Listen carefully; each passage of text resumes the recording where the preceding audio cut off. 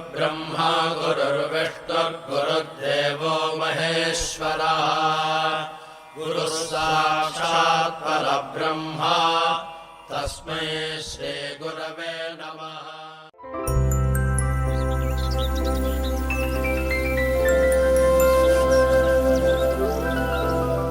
ഓം ശ്രീ സായിരാം.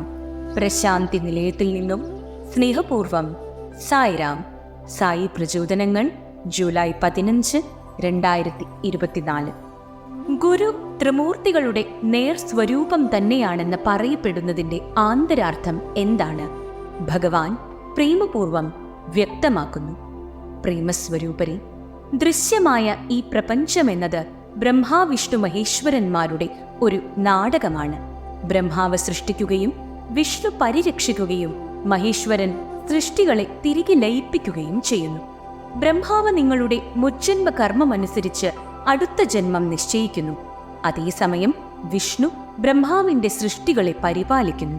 ഒരു ചെടിക്ക് സ്വയം വളർന്ന് വലുതാക്കാൻ സാധിച്ചെന്ന് വരില്ല. ജലസേചനം നൽകി പോഷിപ്പിക്കുകയും വേലി കെട്ടി സംരക്ഷിക്കുകയും ചെയ്തെങ്കിലേ അതിന് ഒരു വൻ വൃക്ഷമായി വളർന്നു വരാൻ സാധിക്കുകയുള്ളൂ.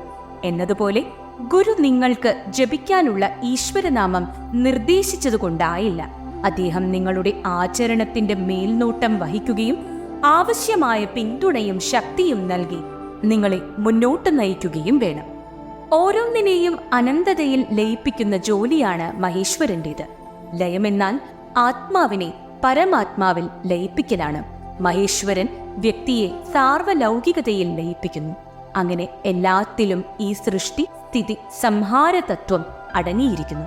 ബ്രഹ്മാ വിഷ്ണു മഹേശ്വരന്മാർ 3 ഗുരുക്കന്മാരെ പ്രതിനിധാനം ചെയ്യുകയല്ല ചെയ്യുന്നത്, മറിച്ച് അവർ ഒരേ കാര്യത്തിന്റെ 3 വ്യത്യസ്ത കാലങ്ങളിൽ വ്യത്യസ്ത രീതിയിൽ സംഭവിക്കുന്ന പ്രവർത്തനത്തെ സൂചിപ്പിക്കുന്നു. ഒരിക്കൽ നിങ്ങൾക്ക് ഗുരുവിനെ ലഭിച്ചു കഴിഞ്ഞാൽ മറ്റെല്ലാം അവിടത്തേക്ക് വിടുക. മോക്ഷപ്രാപ്തിയിലേക്കുള്ള ആഗ്രഹം പോലും. 1973 ജൂൺ 20 ഭഗവാൻ നടത്തിയ ദിവ്യ പ്രഭാഷണത്തിൽ നിന്നുള്ള പ്രസക്ത ഭാഗം. സായിയോടൊപ്പം സായിക്കു വേണ്ടി സായിയിൽ മുഴുകിയ ഒരു ദിവസം ആശംസിക്കുന്നു. ജയ് സായിരാം.